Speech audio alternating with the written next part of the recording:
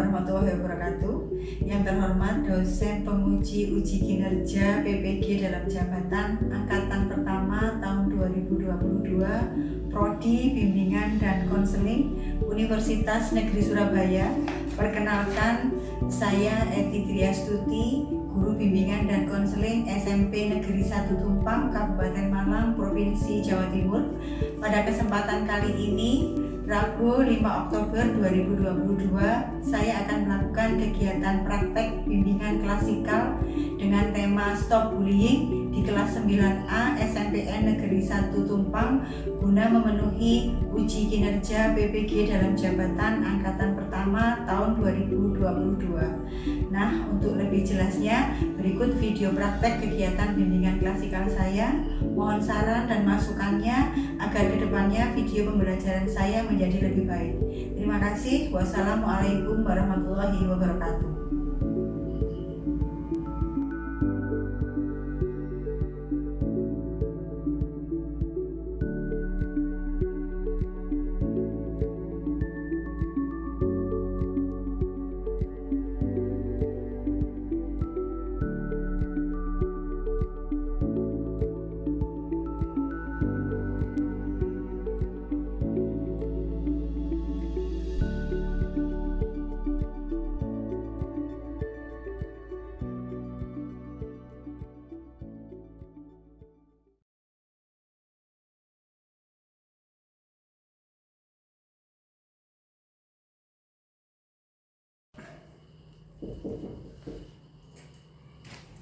Assalamualaikum. Waalaikumsalam. Rizka, silakan duduk. Rizka, gimana kabar Rizka hari ini? Alhamdulillah sehat. Hari ini setelah selesai kegiatan pembelajaran, Rizka memang sudah tidak ada kegiatan atau aktivitas lain? Sudah. Oke, terima kasih Rizka sudah menyempatkan datang untuk memenuhi panggilan Bu Eti ke ruang BK untuk hari ini. Makasih ya Riz ya. Iya. Rizka, sebelum kita mulai kegiatan konseling individu kita kali ini, alangkah baiknya kalau kita awali dengan berdoa dulu. Semoga kegiatan kita nanti bisa membawakan manfaat buat Rizka khususnya dan buat kita semua. Berdoa dipersilahkan. Berdoa selesai. Sebelum Bu Eti mulai, Rizka perlu ketahui dulu bahwa BK itu atau bimbingan konseling itu memiliki kode etik yang di situ mencakup asas-asas layanan bimbingan konseling. Salah satunya adalah asas kerahasiaan, di mana apa yang nanti Rizka sampaikan kepada Bu Eti di sini terjamin semua kerahasiaannya. Bisa dikatakan bahwa nanti yang akan Rizka sampaikan itu tidak akan tersampaikan kepada pihak manapun. Selain itu, selama itu bukan menjadi keinginan atau seizin Rizka. Paham ya? Jadi Rizka nanti bebas menceritakan apa yang menjadi unek-unek, apa yang menjadi pikiran Rizka sekarang, apa yang menjadi keluhan Rizka sekarang. Baik Rizka, kira-kira Rizka tahu enggak kenapa Rizka Bu Eti panggil ke ruang BK hari ini? Enggak tahu. Enggak tahu? Enggak. Rizka enggak mengerti kenapa harus ke BK hari ini, cuma Rizka langsung datang aja ke sini. Terima kasih Rizka datang. Rizka sudah memenuhi undangan Bu Eti, memenuhi panggilannya Bu Eti untuk datang ke ruang BK hari ini. Ada beberapa hal yang ingin Bu Eti sampaikan ke Rizka, dan barangkali juga Rizka bisa menyampaikan apa yang menjadi unek-unek Rizka selama ini yang Rizka tidak merasa, tapi itu Rizka alami saat ini. Ya Rizka? Rizka, kegiatan kita hari ini adalah konseling individu yang pada sesi pertemuan pertama ini kita akan melaksanakannya kurang lebih selama 40 menit. Durasi 40 menit, mari kita manfaatkan semaksimal mungkin. Mari kita gunakan seefektif mungkin supaya membawa hasil. Gimana Rizka, sudah siap? Siap. Oke, alhamdulillah. Seperti itu ya, tidak ada kekhawatiran bahwa nanti Bu Eti akan menyampaikan kepada pihak lain. Tidak ada seperti itu. Gimana Riz? Ya, Bu Eti minta Rizka lebih rileks ya, karena ini kita berbincang santai saja.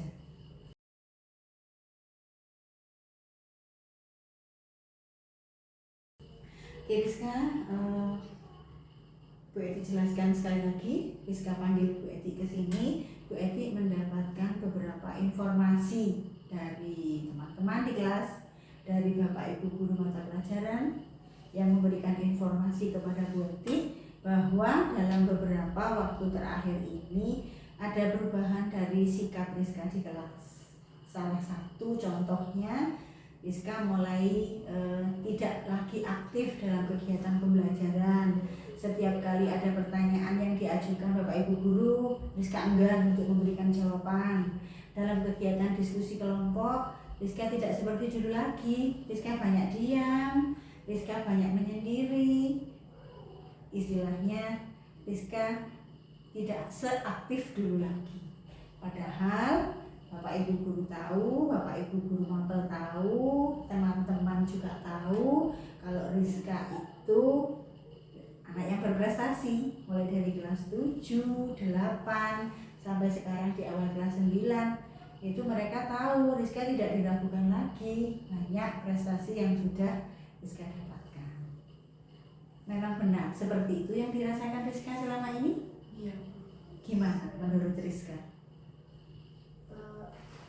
Itu kan saya jadi ngerasa kayak gitu, soalnya pernah waktu itu saya mau maju, mau menjawab. Nah ternyata jawaban saya padahal benar, tapi teman-teman itu menertawakan saya, entah apa sebabnya. Jadi semakin lama saya jadi takut untuk menjawab lagi, karena kan nanti takutnya juga ditertawain lagi. Gitu. Selain itu apa yang dirasakan Rizka selama beberapa waktu terakhir di kelas? Pernah juga pas waktu ada kelompokan itu saya mau ngusulin pendapat gitu, tapi sama teman-teman itu ditertawakan juga. Padahal ya jawaban saya benar. Jawabannya Rizka benar. Ya, terus juga pas mau presentasi saya maju, belum apa-apa teman-teman udah ada yang bisi-bisi, udah ada yang tertawa, tapi padahal saya nggak tahu apa sebabnya gitu, entah itu dari penampilan saya atau apa, saya juga kurang tahu. Menurut perasaan Rizka, apakah sebelumnya dalam beberapa waktu terakhir ini ada masalah dengan teman-teman di kelas? Tidak ada. Dengan Bapak Ibu guru? Tidak ada. Oke, itu artinya bisa disimpulkan bahwa setiap Rizka menjawab pertanyaan, setiap kali Rizka melibatkan diri dalam diskusi, teman-teman berperilaku yang seperti Rizka ceritakan tadi, tertawa, bisik-bisik. Menurut Rizka apa ya kira-kira yang dibisik-bisikan teman-teman itu menurut pemikiran Rizka? Saya nggak tahu Bu, ya mungkin karena saya ya sering ditertawakan itu Bu. Saya juga nggak tahu sebabnya dari mana bisa ditertawakan, dibisik-bisik. Itu tidak mulai dari awal kan? Berarti masih dalam beberapa waktu terakhir di kelas 9 ini dah, di awal-awal kelas 9. Oke, berarti kalau Rizka pernah mencoba menjawab dan jawaban itu benar, Rizka sudah pernah mencoba aktif di diskusi dan pendapat Rizka itu juga tidak ada yang salah, tapi teman-teman seperti itu, apakah Rizka akan seperti itu? Ya gimana? Apakah Rizka akan tetap menghiraukan teman-teman padahal Rizka sebenarnya punya potensi dibanding teman-teman, punya potensi lebih dibanding teman-teman? Gimana Rizka? Saya pengennya itu ya seperti biasa, cuman gara-gara teman-teman seperti itu saya jadinya merasa kayak takut untuk mengajukan pendapat saya, terus juga potensi-potensi saya gitu ya. Nah, Rizka tahu bagaimana riwayat potensi Rizka yang dimiliki Rizka selama ini? Apa kira-kira? Kalau Rizka bisa menceritakan ke Bu Eti selama ini prestasi Rizka, kemampuan Rizka, kepercayaan diri Rizka, bisa diceritakan ke Bu Eti? Ya, saya merasanya itu prestasi saya baik, terus juga banyak sudah apa ya menunjukkan prestasi yang banyak di sekolah gitu. Ya, terus juga lebih unggul daripada teman-teman. Di kegiatan organisasi bagaimana Rizka? Saya juga ikut di OSIS. Bergaul dengan teman-teman tidak ada masalah? Tidak ada. Sosialisasi dengan teman-teman tidak ada masalah? Tidak ada. Hanya di beberapa waktu terakhir ini yang Rizka merasa ada ketidaknyamanan sehingga membuat Rizka, apa yang dilakukan Rizka pada saat teman-teman mentertawakan Rizka ngapain? Saya diam aja Bu. Sebenarnya ya pengen marah, cuman juga takutnya mereka tersinggung atau gimana. Seperti itu. Berarti Rizka kalau sudah membuktikan dengan segala sikap yang dilakukan Rizka itu tidak ada masalah baik dengan Bapak Ibu guru ataupun dengan teman-teman, itu artinya kan semua itu berasal dari mana? Dari pikiran Rizka sendiri yang akhirnya membuat Rizka tidak mau menjawab, tidak mau terlibat dalam diskusi karena berpikir bahwa nanti pasti saya akan ditertawakan. Padahal kenyataannya apa yang Rizka sampaikan semuanya benar dan tidak ada masalah. Oke, kalau seperti itu pada saat teman-teman memperlakukan Rizka seperti itu, mentertawakan, berbisik-bisik, apa yang dilakukan Rizka? Ya itu tadi Bu, saya diem aja. Saya pengen melampiaskan, tapi ya susah Bu. Kadang juga saya melampiaskannya itu kayak ya mendorong meja sedikit keras, terus juga bukunya saya taruh agak keras di meja. Sedikit membanting buku di meja, ya. Terus juga dalam rangka meluapkan emosi saya. Meluapkan emosi. Tapi sampai tidak ada kegiatan atau aktivitas yang melukai teman, melukai orang-orang di sekitar, merusak barang-barang di sekitar, tidak ada. Jadi semua berasal dari pemikiran irasional Rizka yang sudah tertanam bahwa kalau saya menjawab pertanyaan pasti jawaban saya akan ditertawakan. Jadi itu dari pikiran Rizka saja, pada kenyataannya tidak.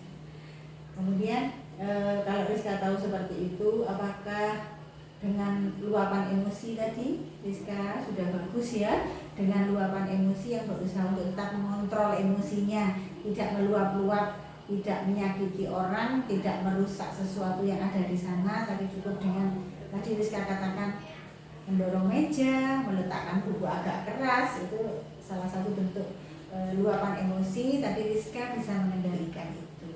Kira-kira menurut Rizka, kalau hal ini berlangsung terus menerus ya, Rizka selalu berpikir bahwa teman-teman selalu mentertawakan, Rizka mengambil sikap dengan diam, dengan meletakkan buku agak keras, dengan mendorong meja, dengan bentuk luapan emosi seperti itu terus menerus 1 minggu, 2 minggu, dan seterusnya, kira-kira apa yang akan terjadi nantinya dengan Rizka? Ya menurut saya prestasi saya jadi turun, terus juga semangat belajar saya hilang. Jadinya kalau sekolah itu ya bahasanya aras-arasan gitu. Aras-arasan, oke. Ada nggak keinginan Rizka untuk bisa terbebas dari itu? Ada Bu, saya pengen banget kembali kayak dulu lagi, biar bisa bebas dari hal yang seperti ini. Apa yang kira-kira bisa Rizka lakukan? Ya mencoba untuk berinteraksi dengan teman-teman, terus juga lebih meningkatkan rasa percaya diri saya lagi.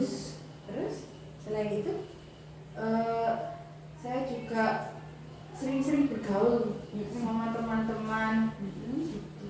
Dengan sering bergaul artinya kan mengembalikan Rizka yang dulu lagi, yang aktif organisasi, yang aktif di kegiatan kelas, kemudian aktif di kegiatan sekolah dan sebagainya, itu sehingga membuat Rizka menjadi percaya diri lagi. Dari sini gimana perasaan Rizka sekarang? Sudah lumayan lega. Sudah lumayan lega, alhamdulillah. Atau mungkin masih ada apa ya yang belum tersampaikan pada pembicaraan kita hari ini? Sudah. Hanya itu saja. Rasanya bagaimana, Riz?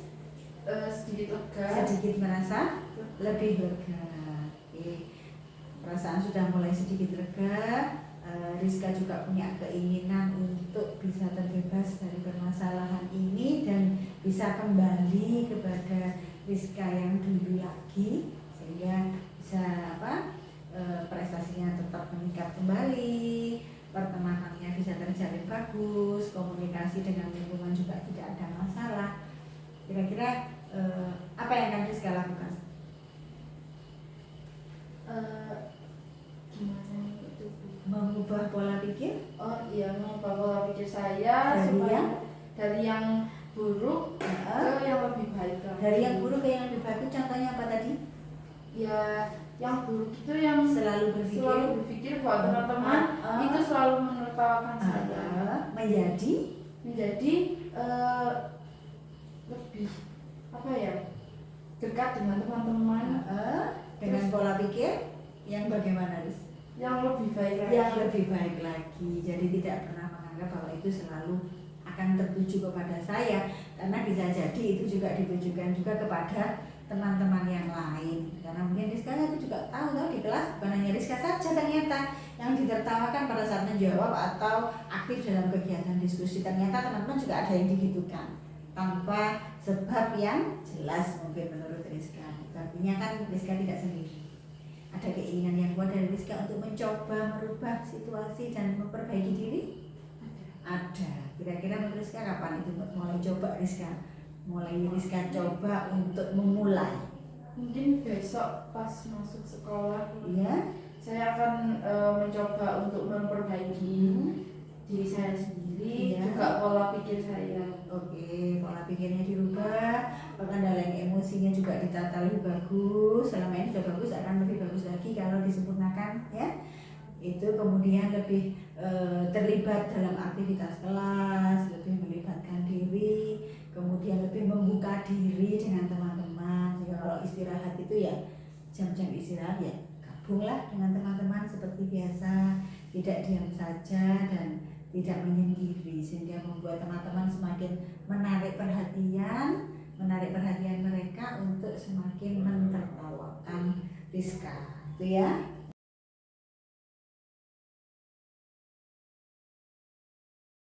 Rizka, jadi Bu Edi bisa simpulkan bahwa selama ini ternyata yang terjadi adalah pola pemikiran Rizka yang selalu merasa bahwa aktivitas apapun yang Rizka lakukan itu akan menjadi bahan tertawa teman-teman.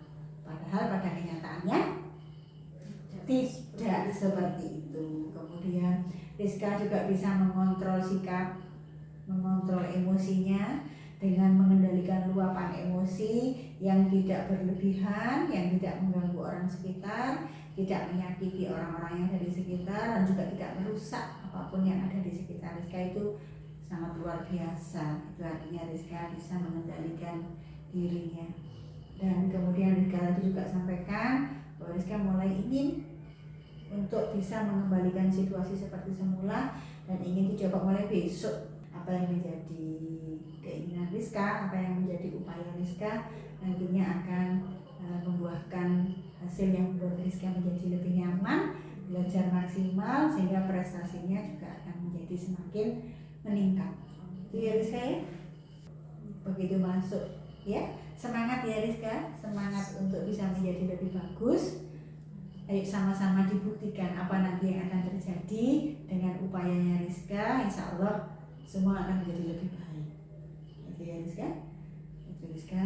Baik Rizka, nanti Bu Edi tunggu bagaimana perkembangan situasi, bagaimana perkembangan yang dirasakan Rizka berkaitan dengan mencoba untuk kembali kepada teman-teman dan menumbuhkan lagi rasa percaya dirinya. Bu Edi tunggu ya. Nanti Rizka datang kembali ke Bu Edi. Kita akan melakukan kegiatan konseling individual tahap yang kedua, insya Allah hari Senin. Kalau Rizka tidak keberatan, gimana kalau kita lakukan di jam sepulang sekolah supaya tidak tergesa-gesa? Mau ya, Ris? Mau ya? Oke.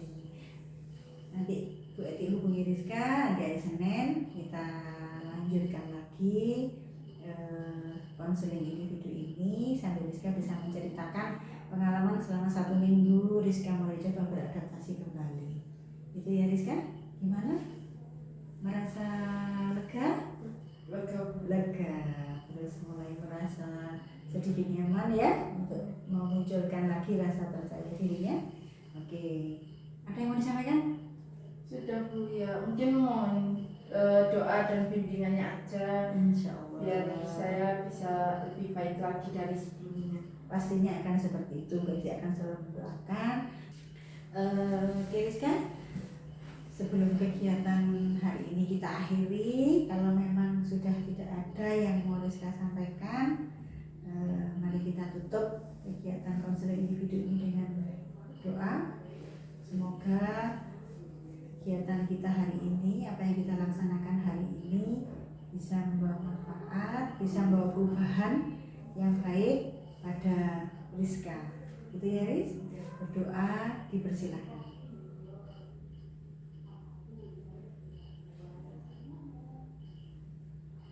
Berdoa selesai.